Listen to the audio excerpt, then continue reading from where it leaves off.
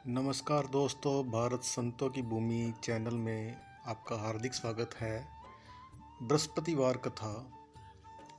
प्राचीन समय की बात है। किसी राज्य में एक बड़ा प्रतापी और दानी राजा राज्य करता था।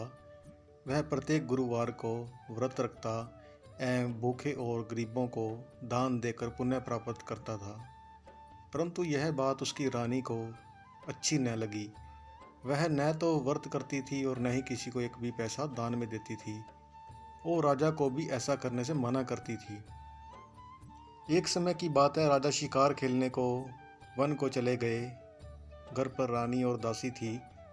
उसी समय गुरु बृहस्पति देव साधु का रूप धारण कर राजा के दरवाजे पर भिक्षा मांगने को आए।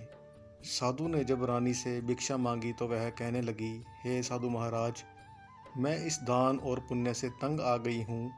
आप कोई ऐसा उपाय बताएं जिससे कि सारा धन नष्ट हो जाए और मैं आराम से रह सकूं। बृहस्पति देव ने कहा, हे देवी, तुम बड़ी विचित्र हो। संतान और धन से कोई दुखी होता है क्या? अगर अधिक धन है तो इसे शुभ कार्यों में लगाओ। कुंवारी कन्याओं का विवाह करवाओ, विद्यालय और बाग बगीचों का निर्माण करवाओ, जिससे तुम्हारे दोनों लोग सुधरें।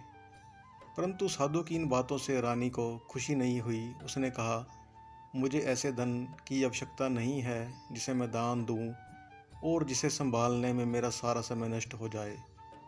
तब साधु ने कहा, यदि तुम्हारी ऐसी इच्छा है तो मैं जैसा तुम्हें बताता हूँ तुम वैसे ही करना। बृहस्पतिवार के दिन तुम घर को गोबर से लीपना, अपने केशों को पीली मिट्टी से धोना, केशों को धोते समय स्नान करना, राजा से कहना नाई से हजामत बनवाए, भोजन में मांस मदिरा खाना, कपड़ा धोबी के यहाँ धुलने डालना। इस प्रकार 7 बृहस्पतिवार करने से तुम्हारा समस्त धन नष्ट हो जाएगा। इतना कहकर साधु रूपी बृहस्पति देव अंतर्ध्यान हो गए।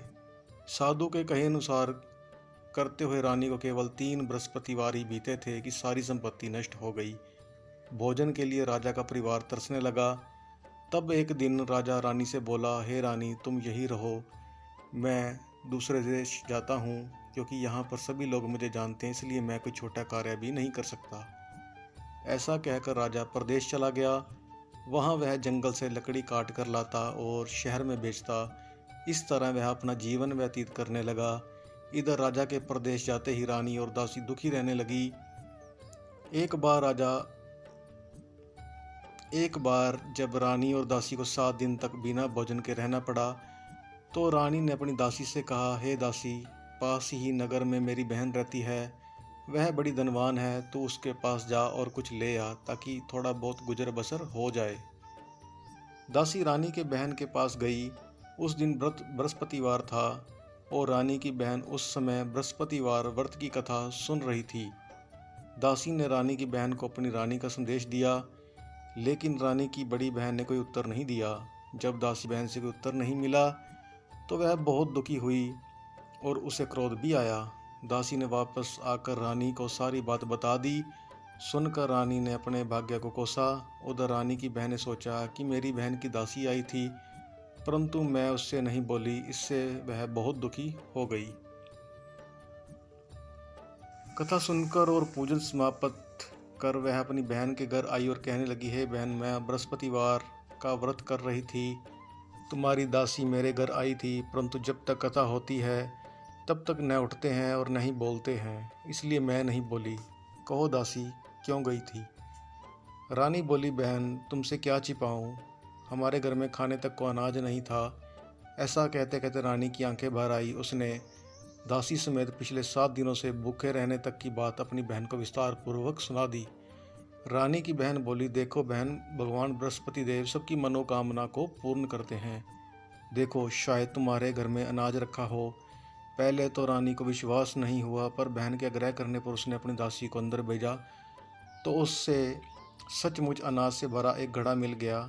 यह देखकर दासी को बड़ी हैरानी हुई। दासी रानी से कहने लगी, हे रानी, जब हमको भोजन नहीं मिलता तो हम व्रत ही करते हैं, इसलिए क्यों न इनसे व्रत और कथा की विधि पूछ ली जाए ताकि हम भी व्रत कर सकें। तब रानी ने अपनी बहन से बृहस्पतिवार व्रत के बारे में पूछा। उसकी बहन ने बताया बृहस्पतिवार के व्रत में चने की दाल और मुनक्का से विष्णु भगवान का केले की जड़ में पूजन करें तथा दीपक जलाएं। व्रत कथा सुने और पीला भोजन ही करें। इससे बृहस्पति देव प्रसन्न होते हैं। व्रत और पूजन विधि बतलाकर रानी की बहन अपने घर को लौट गई। 7वें रोज बाद जब गुरुवार आया तो रानी और दासी ने निश्चय अनुसार व्रत रखा। गुड़साल में जाकर चना और गुड़ बीन लाई और फिर उसकी दाल से केले की जड़ और भगवान विष्णु का पूजन किया। अब पीला भोजन कहाँ से आया, इस बात को लेकर दोनों बहुत दुखी थे। क्योंकि उन्होंने व्रत रखा था, इसलिए गुरुदेव उन पर प्रसन्न थे। इसलिए वे एक साधारण व्यक्ति का रूप धारण कर 2 थालों में सुंदर पीला भोजन दासी को दे गए। भोजन पाकर दासी प्रसन्न हुई और फिर रानी के साथ मिलकर भोजन ग्रहण किया। उसके बाद वे सभी गुरुवार को व्रत और पूजन करने लगी। बृहस्पति भगवान की कृपा से उनके पास फिर से धन संपत्ति हो गई, परंतु रानी फिर से पहले जैसा आलस्य करने लगी। तब दासी बोली, देखो रानी, तुम पहले भी इस प्रकार आलस्य करती थी, तुम्हें धन रखने में कष्ट होता था, इस कारण सभी धन नष्ट हो गया। और अब जब भगवान गुरुदेव की कृपा से धन मिला है तो तुम्हें फिर से आलस्य होता है। बड़ी मुसीबतों के बाद हमने यह धन पाया है, इसलिए हमें दान पुण्य करना चाहिए, भूखे मनुष्य को भोजन कराना चाहिए और धन को शुभ कार्य में खर्च करना चाहिए, जिससे तुम्हारे कुल का यश बढ़ेगा, स्वर्ग की प्राप्ति हो, पितर प्रसन्न हो। दासी की बात सुनकर रानी अपना धन शुभ कार्यों में खर्च करने लगी, जिससे पूरे नगर में उनका यश फैलने लगा। गुरुवार को बृहस्पति भगवान का व्रत रखने से घर में हमेशा सुख संपत्ति की बहार रहती है, किसी प्रकार की कोई कमी नहीं रहती। भगवान बृहस्पति देव सबके भंडार भरते हैं।